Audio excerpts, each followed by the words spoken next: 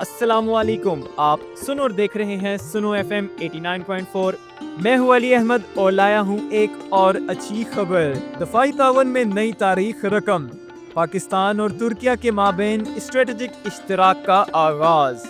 Ankara میں وزیر اعظم شہباز شریف اور صدر رجب طیب اردگان کے درمیان ہونے والی اعلیٰ سطح ملاقات میں پاکستان اور ترکیہ نے دفاعی شعبے میں مشترکہ منصوبوں کے آغاز پر اتفاق کر لیا ہے۔